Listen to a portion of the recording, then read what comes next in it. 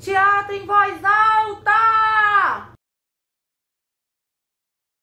Olá, alunas e alunos da Escola Municipal Mendes Viana. Tudo bem com vocês? Eu sou a Luciana Azuli, eu sou atriz, sou contadora de histórias e sou uma dramaturga aqui do Rio de Janeiro. Ops, dramaturga parece uma profissão estranha? Já já eu explico. Além de ser artista, eu também sou professora de teatro. Nesse momento eu não estou dando aula em nenhuma escola, não é só por causa da pandemia não.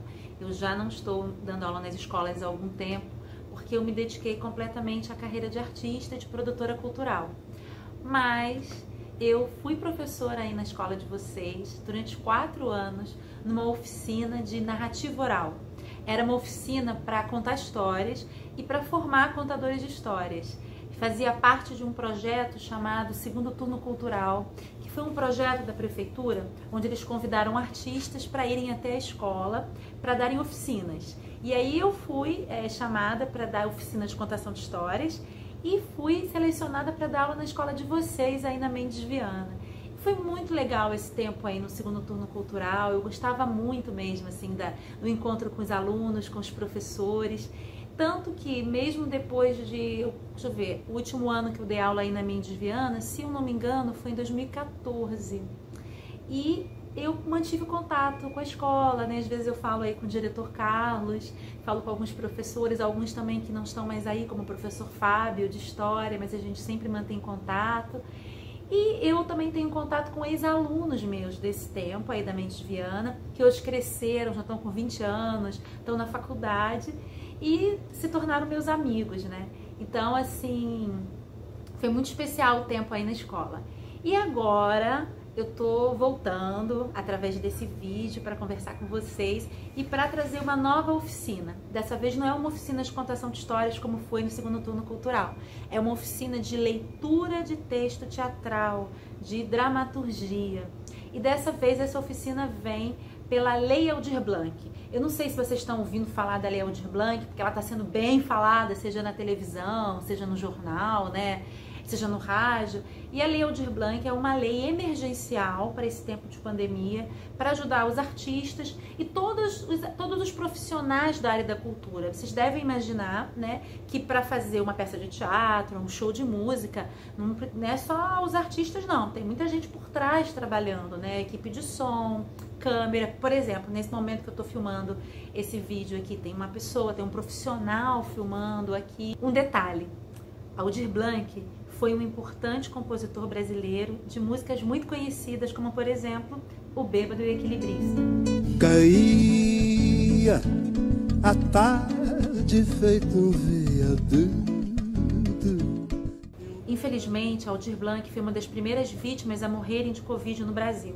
Por isso, quando a Lei de Apoio à Cultura foi criada, a lei recebeu o nome dele como uma homenagem.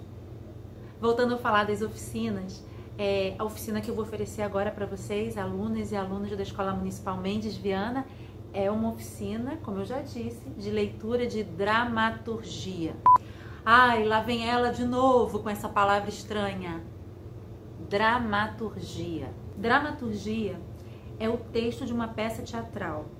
Ou seja, quando vocês assistem um espetáculo de teatro, aquelas falas, aquelas palavras que os atores estão falando já foram escritas por uma outra pessoa antes. Essa pessoa que escreve esse texto é que se chama um dramaturgo ou uma dramaturga.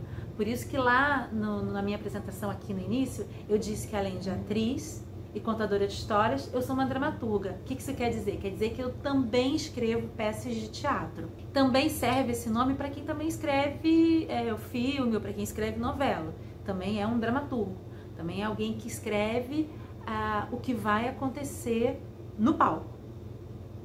Ficou mais claro agora? Ou ainda está confuso? Mas está um pouco confuso, não tem problema não. Às vezes um pouco de confusão também é bom, né não?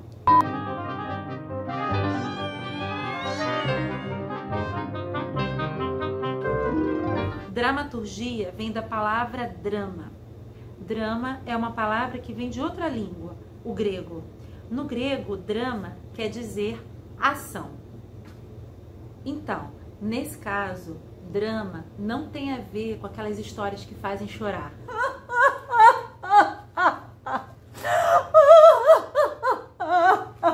Chega de drama, criatura. Nesse caso, drama quer dizer ação.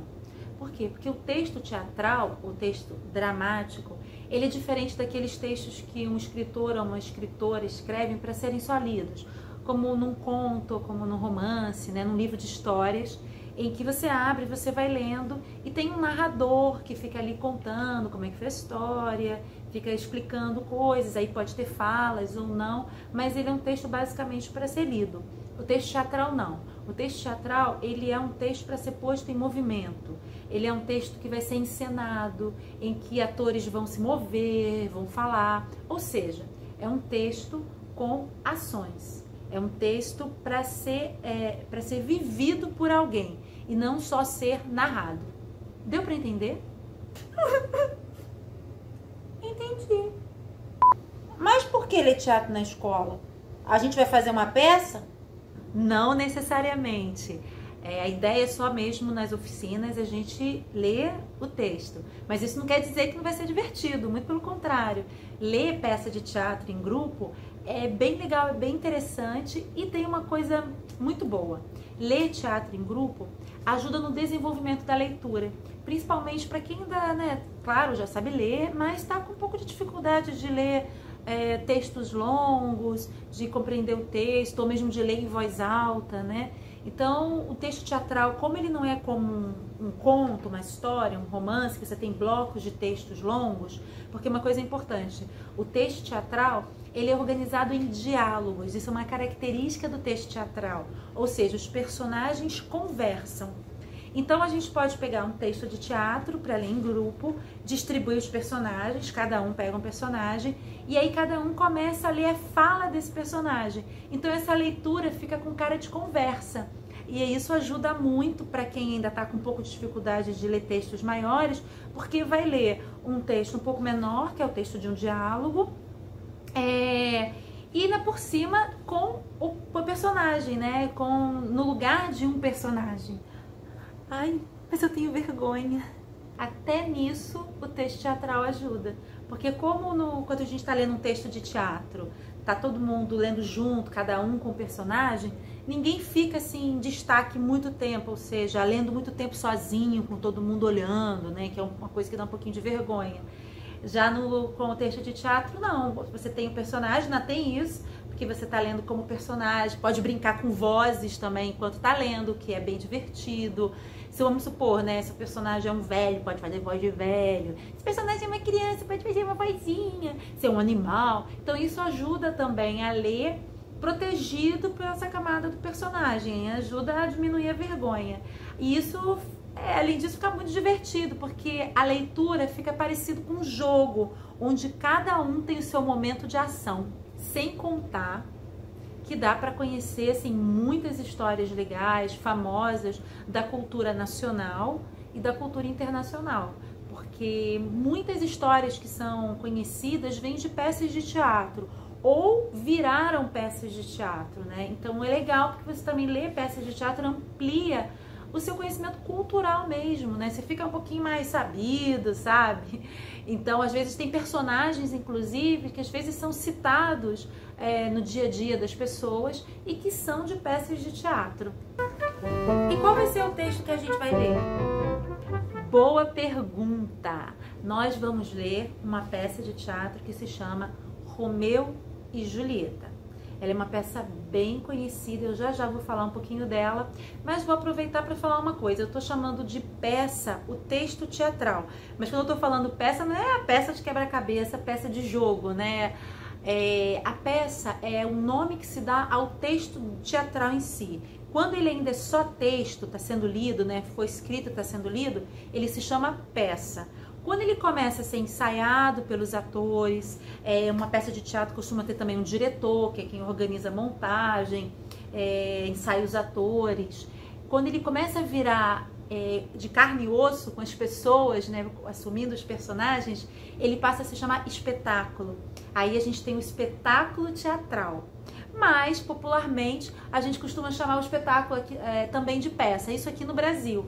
Porém, em alguns lugares não, em alguns lugares são bem rígidos. Peça é só quando tá no papel. Foi pro palco, virou espetáculo. E agora? Já acabou esse vídeo? Ainda não, ainda falta uma coisa. Falta eu contar pra vocês a história da peça do Romeu e Julieta, que é uma história super conhecida. Eu acredito que alguns de vocês até já tenham ouvido falar. Já virou pintura, né? Virou fotografia. Antes de existir fotografia, antes de existir cinema, ela foi muitas vezes desenhada, pintada. E depois, quando inventaram a fotografia, inventaram o cinema e pronto.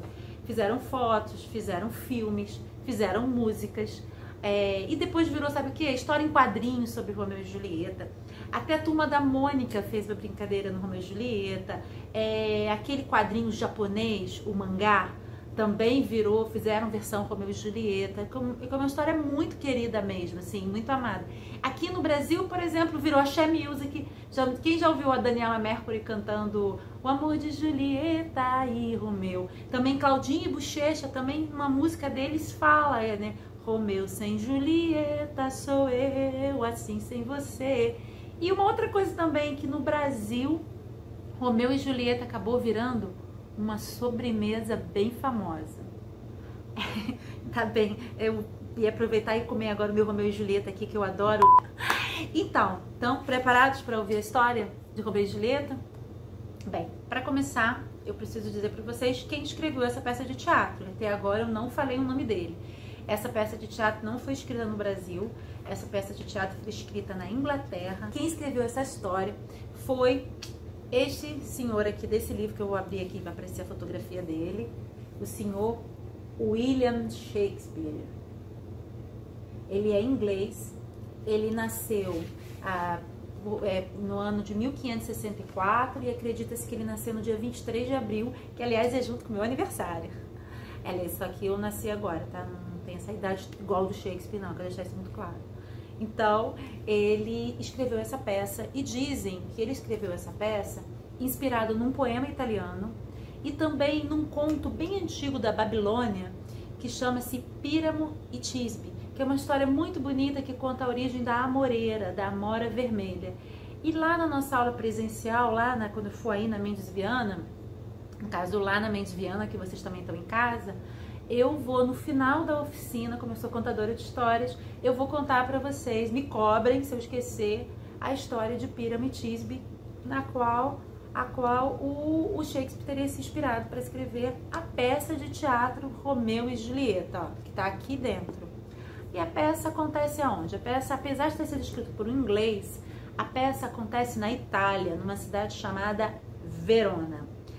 E na Idade Média, onde havia duas famílias que não se suportavam. Eram os Montecchio e os Capuletos. É como se fosse assim, os Montecchio e os Capuletos. Duas famílias muito parecidas, mas que viviam brigando. Bem, acontece que essa briga pegava todo mundo. Do pai, a mãe, até os empregados, sabe? Os primos, todo mundo brigava, era uma brigada danada. E uma vez teve uma briga tão grande no meio da rua que o príncipe de Verona apareceu e disse o seguinte: olha aqui, ô Capuletos e Montecchio, estão proibidos de brigar.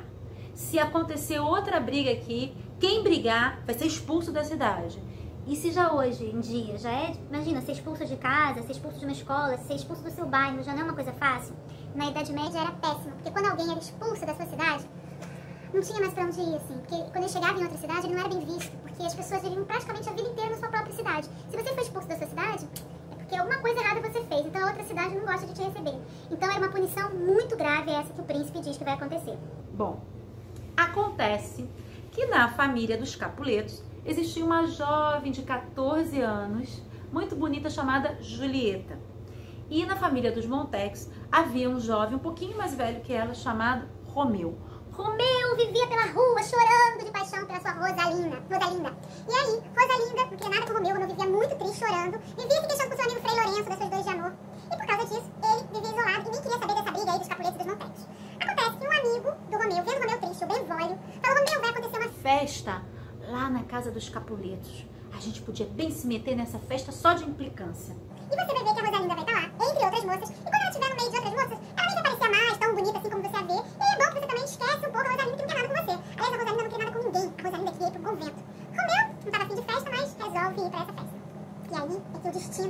era uma grande peça para essas famílias que viviam brigando. Era uma festa de máscaras. E Romeu é mascarado, Benvolio arruma uma máscara pra ele, põe uma máscara também. Todo mundo tá mascarado na festa, ele entra na festa. E quando ele chega lá na festa, ele vê uma moça muito bonita. E fica apaixonado por ela na hora e esquece a Rosalinda. E essa moça é quem? Julieta, que é a filha do senhor Capuleto, dono da casa do Capuleto. Romeu consegue dançar com ela no baile, eles acabam conversando e os dois se apaixonam. Quando eles estão lá conversando, o primo da Julieta, o Teobaldo, vê aquela conversa e não gosta nada e avisa pro pai da Julieta: olha, aquele mascarado ali parece o Romeu. Eu acho que eles devia expulsar ele daqui, ele é um Montecchio. Mas o rei lembra, olha, ele não é rei, tá? As casas Montecchio e Capuletos não são reis, eles são nobres. Aí o nobre Montecchio fala assim: não. Dizem que o Romeu é um bom rapaz, deixa ele quieto, não vamos dar uma briga, lembra do que o príncipe falou. Ok, acontece a festa.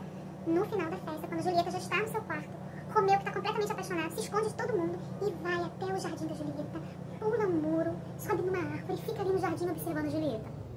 Resumo da história. Julieta vai na varanda olhar a lua, começa a falar que se interessou por aquele rapaz Romeu. Romeu escuta tudo, sobe numa árvore, conversa com Julieta. Os dois já sabem que eles são de famílias inimigas e resolvem fazer um acordo, já que os pais nunca aceitariam o casamento deles, resolvem casar escondido. Então Julieta avisa que no dia seguinte, a ama de leite, que foi a senhora que cuidou dela, a babá, né, chama ama de leite porque dava de mamar, ela dava de mamar pra Julieta quando a Julieta era bebê. Então a ama vai procurar Romeu na igreja. Mal dia amanhece, Romeu corre pra igreja e procura Frei Lourenço. Frei Lourenço não entende nada daquela correria do Romeu. O Frei Lourenço fala: ué, você não gostava da Rosalinda? Ah, mas agora eu conheci a Julieta, ela é muito mais bonita, e nós queremos ficar juntos, estão apaixonados. E Frei Lourenço, que vê naquele amor, tem uma ideia que ele vê naquele amor a possibilidade das duas famílias pararem de brigar. Então aceita fazer o casamento escondido. Naquela mesma noite, Romeu e Julieta se casam escondidos. Aliás, ainda tô falando noite, mas naquela época era de tadinha, porque as coisas aconteciam cedo, porque naquela época não tinha luz elétrica, as pessoas iam dormir cedo, então é de tadinha. Os dois se casam na igreja escondidos e combinam que à noite o Romeu vai até o quarto da Julieta escondido também. Se despedem e Romeu, então, começa a andar pela cidade de Verona completamente apaixonado. Só que no meio do caminho acontece uma coisa. No meio do caminho ele encontra o Teobaldo, que tinha visto ele na festa e queria se vingar porque ele entrou na casa dos Montecchios, aliás, dos Capuletos. E aí, Teobaldo arruma uma briga com todo mundo na rua. Romeu fala que não quer brigar com ele, que não pode dizer ainda porquê, mas Teobaldo, não quero brigar com você. A sua família agora é importante pra mim. Eu não posso dizer o motivo ainda, mas você já vai saber. Mas Teobaldo, não, eu quero briga. Um amigo do Romeu fala assim: o que você tá implicando com o Romeu? Quem você pensa que é, Teobaldo? Se mete na frente e começa a brigar com Teobaldo. Romeu tenta separar a briga e na hora que ele vai separar, Teobaldo vem com a espada e acerta um amigo do Romeu que se chama Mercúcio. E Mercúcio morre. Romeu, então, como gostava muito do Mercúcio, fica tão transtornado que pega a espada e pum, mata Teobaldo. E nesse momento, Romeu desobedece o príncipe e ele foge. E pra piorar, o Mercúcio era parente do príncipe. Quando o príncipe chega e vê o Mercúcio morto, pergunta quem fez aquilo. E aí, na mesma hora, um amigo de Teobaldo diz: foi Romeu. Só que outros dizem: não, mas espera, Teobaldo começou. O príncipe fala: mesmo que Teobaldo tenha começado, Romeu matou Teobaldo. E agora, ele vai ter que ser punido também. E a punição de Romeu é que ele tem que ser expulso da cidade. Romeu recebe a notícia que vai ser expulso da cidade, fica amargurado e vai encontrar Julieta. Eles passam uma noite juntos, mas depois ele tem que se despedir e ir embora para outra cidade até as coisas se acalmarem. Então ele vai para uma outra cidade, Frei Lourenço ajuda ele, diz pra onde ele tem que ir, fala: calma, quando as coisas estiverem mais calmas, você volta e a gente vai contar pros pais da Julieta e pros teus pais que vocês casaram escondido e a paz vai voltar.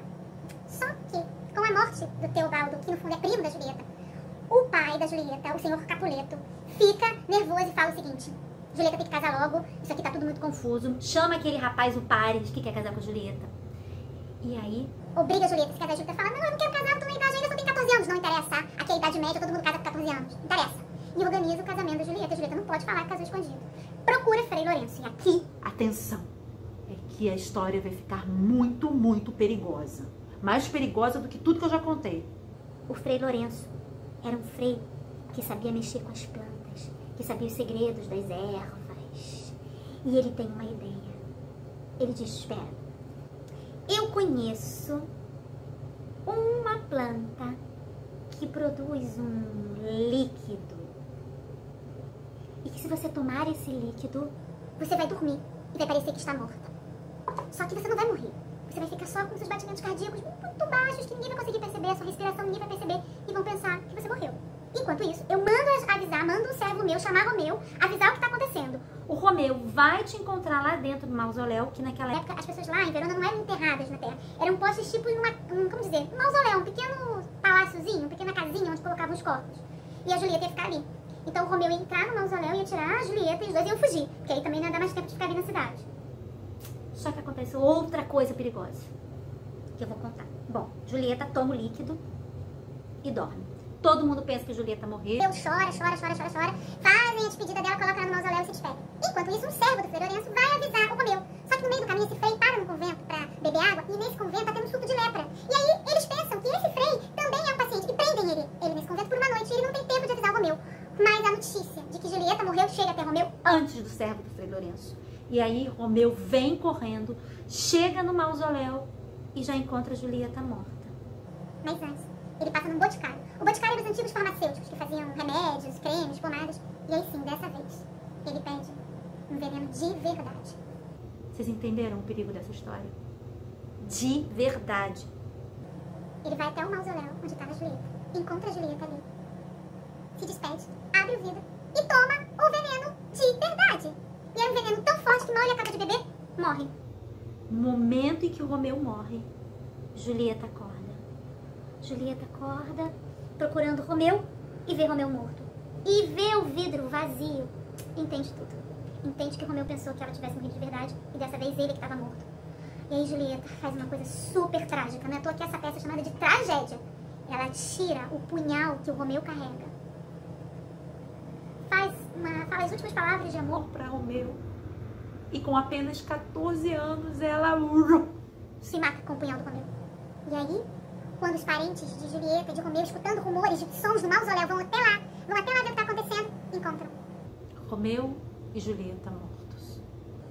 E aí, por causa da morte dos filhos, os Monteques e os Capuletos resolvem fazer as pazes. Apesar de agora já ser tarde demais. Cada um manda fazer uma estátua de ouro. Os Capuletos mandam fazer uma estátua de ouro do Romeu e os Monteques mandam fazer uma estátua de ouro da Julieta, presenteando as famílias. E essa estátua é posta em Verona Para que lembrem que nunca houve um amor tão belo e tão bonito, e ao mesmo tempo tão triste, como o de Romeu e Julieta.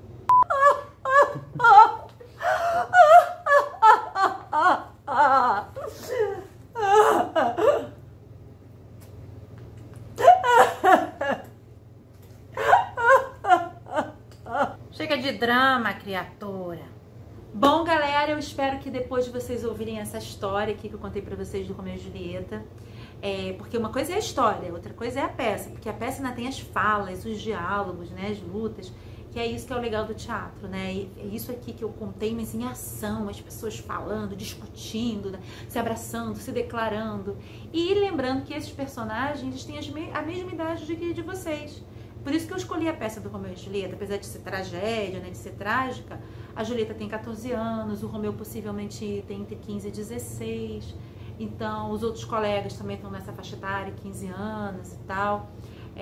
E mesmo a quem tá aí com 12, 11 anos, né, tava ali acompanhando também a história de Romeu e Julieta, por isso que eu escolhi. Então, um beijo grande para todo mundo, para vocês, moças, rapazes, e até o nosso encontro presencial. Até já! Eu sou de todo artista.